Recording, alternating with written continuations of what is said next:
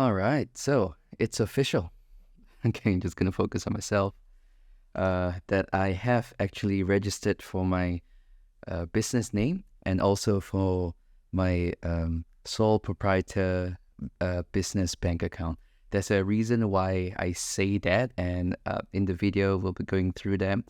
Because in this video I just want to share a bit about my experience, like how I started and opened up my account registration for the bank, how I registered for the business name itself. Because when you think about it, it's actually pretty straightforward, but not as straightforward as you think. So hopefully you guys can learn a thing or two from what I've actually went through. So let's dive straight into it. So firstly, it's about the business bank account. It's about the business registration name. So I'm gonna leave a description down below the website that if you're in Australia and you want to register for a business name, you can just register for it. It's register.business.gov.au. So it's a official business website that is governed by the Australian government. So you don't really have to worry, is this a dodgy site or is it okay? It's fine. It's legit. I've used it. And the letter that I showed you guys, like the very first one, that was actually a letter to show that, congratulations, you've actually registered for your business name in a way. Yeah, and what I really just want to go through is a bit about like what were the things that they actually needed. So when you're applying for a business name, you actually do need what's called an ABN, or an Australian business number. And the reason why you need that Australian business number is because that's going to be kind of linked to your business name in a way. So I actually have a personal ABN. So when I have first started registering for my personal use, for when I do some locuming work as an optometrist. Locuming just means that I go to different stores, and just work as like on a casual basis, where one day I'm here, one day I'm there. And it's all within the same company that I actually work with. So it's just at different branches in a way. Yeah, so for that purposes, I needed a ABN. And with the ABN also, I use that to actually register for this new business venture that I am doing, because I registered it under my name. So now my business company name, all right, goes under the same ABN. So basically it's me, but trading as like a different name, if that makes sense. Yeah. So I would just like to say, don't really think too much about it when you want to register for a business name, because that was the issue that I had initially.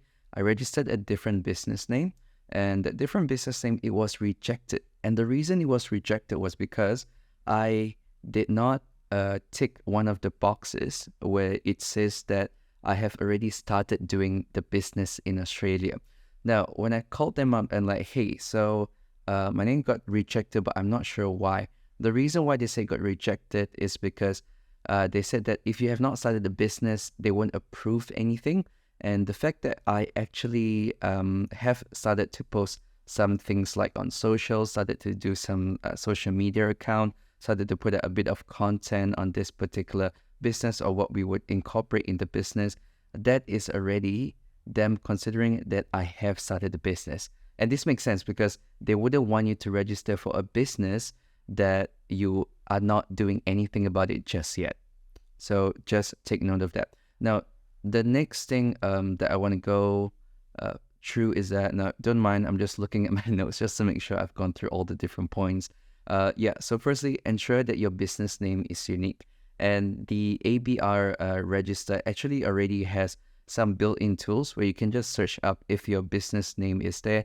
But of course, there are some other ways that you can also find if you have a unique business name. Going on social media is really good because that's what I did initially. I went on like YouTube, Facebook, Instagram, like everywhere.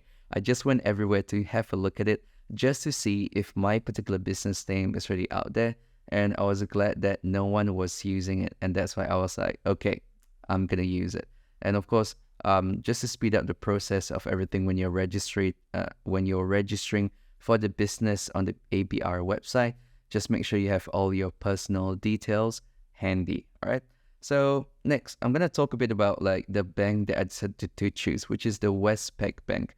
Now, the Westpac Bank actually, the reason why I chose it was because my wife was the one who actually told me to go for it. And the reason why I went for Westpac over any other bank, because like my wife has been with them for a while and she has like good reviews with them and whatnot. So I was like, okay, let's do it. As they say, happy wife, happy life, right? So yeah, I'm just less almost next month is gonna be my first it's gonna be like my first wedding anniversary in a way. Yeah, so that's actually pretty interesting. Anyway, so firstly, it was actually really quick. It was actually really quick when I had to set up for the whole bank account.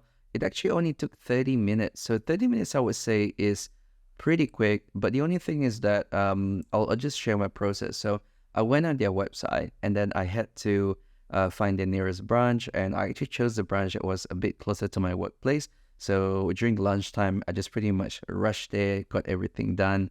And yeah, I was happy to know that it did not take so long. And that, yeah, going in by an appointment just made the process much easier. So found the nearest branch, I called them up, set an appointment, and on the day of the appointment, I went there straight away. So that was how it was like to do all of that up. Now, the reason why I had to go to the bank and not just register online, like how, we have a lot of like online internet banking these days.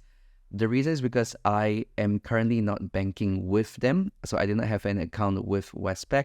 And because I did not have an account with them, I can't open a business bank account then. So yeah, so that is just something really interesting that you guys might want to consider also. If it's your first time banking with a particular bank, you might have to go in order to open a bank account. All right, so the next thing that I want to talk about is what I actually needed, which is I just had to bring my driver's license because that is my proof of identity. And the driver license is also like my proof of address in a way. Yeah, so I have that covered pretty much. And the only other thing they need is my ABN number. So because I've already registered the business initially with that ABN, so they can actually look it up online. They didn't really ask me for it. They just asked, oh, okay, so what's my full name? So they just search up for my full name, and then because it's like open access, anyone can see it, right? And then from there, they just okay, so I do want to open this company, and then that's what it is basically. Yeah. So again, it was really good. 30 minutes, everything was done. I really like it. So that was great. And next thing, like, I just want to go through with you guys, like, when you're opening a bank account, at least here in Australia for a business, there's two different kind of like structures that you can put it under. So one is like a sole proprietorship option, and the other one is a company option. Now, the company option is a bit more tricky. There are definitely more fees involved in it. The one that I registered for, which is a sole proprietorship, there is actually a free option for it. So the main thing, from my understanding anyway, was that the main two option was that option number one is where there are going to be fees. And the reason why there is fees is because they might be for businesses who are like maybe opening like a bakery or maybe a cafe where you might be dealing with like physical money itself, and you might need to deposit the money, you might need to withdraw the money and all that stuff. But mine is more of like an online business. I won't be taking any like cash per se, and hence that's why it actually makes sense for me that I actually managed to get the account that is actually totally free. Now, the only caveat is that if I ever do want to do want to withdraw any money or do any deposit, there's a small fee. I think it's like $3 for every transaction in a way. And honestly, you know what? I don't really mind it because I can't really think of a situation for now anyway where I would be doing that. But who knows? Maybe a couple of years down the road, things might change, right? Yeah. And the other thing I want to talk about is actually having a credit card. Now, you might think that applying for a business credit card is straightforward. At least that's what I thought anyway. And I realized that that's actually not the case.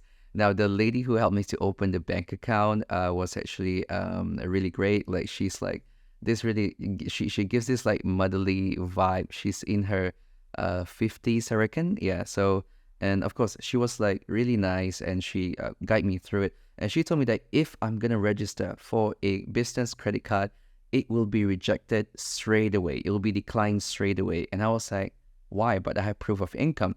And the reason is because that is proof of my personal income if I want to have a personal credit card. If I want to have a business credit card, the business itself has to already run for, I think, at least about 6 months, so that there is some kind of like an income that they can see, okay, so there is money coming into this business. Only then they will be able to give you the business credit card. When I had a look at it, the criteria for applying for this particular business credit card that I was looking for, it wasn't too hard. It was like 18 years old or above, which I am, obviously. You have to be at least a permanent resident in Australia, which I am also. And the third one is that you have to have an income of $30,000 annually. And of course, personally, my income is way above that. But for the business itself, I have not yet created any sort of an income. So that is the reason why I won't be able to apply for the credit card. And I'm so glad that she told me about it, because if I had just applied for a business credit card and got rejected for it straight away, that would be a shame. So thank you. Yeah. I forgot her name. I think her name was Marie, maybe. Okay. Yeah. Anyway, so yeah. So if you want to register for a business, just make sure you have all these things handy with you. And again, like which bank you're going to go for, in my opinion, like it doesn't really matter that much in a way. Just find a bank that you are comfortable with. For myself, because my wife has been with Westpac for, I think, 8-9 years now. So I just was like, look, you know what? Why not? Let's open the business bank account with Westpac. Yeah. And so that's just like the whole thing about what I've been wanting to talk about today. So if you're thinking about opening or starting a business, just go for it. Just do it. Don't think too much into it in terms of like this and that. Because, for instance, like when I registered for the business name for the first time, and I realized it got rejected, and the reason why it got rejected. So when I applied for this business name now, it was a much more smoother, easier process. All right. And it's actually pretty cheap to apply. I think it's less than $100. So you don't have to think that it's going to be like a super huge investment to apply for a business name. And also not credit cards, opening the bank account is also very important. And why I decided to do it was actually when I was having a chat with my accountant.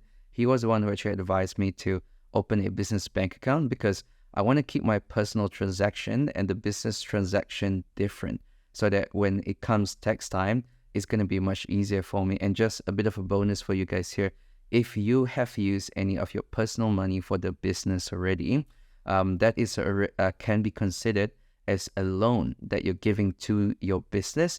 And it can actually, in the future, when I'm doing tax returns and all that stuff, it can actually be something that I can take it as like a business expense in the future, after I think I've made an income of more than 20 grand, something like that.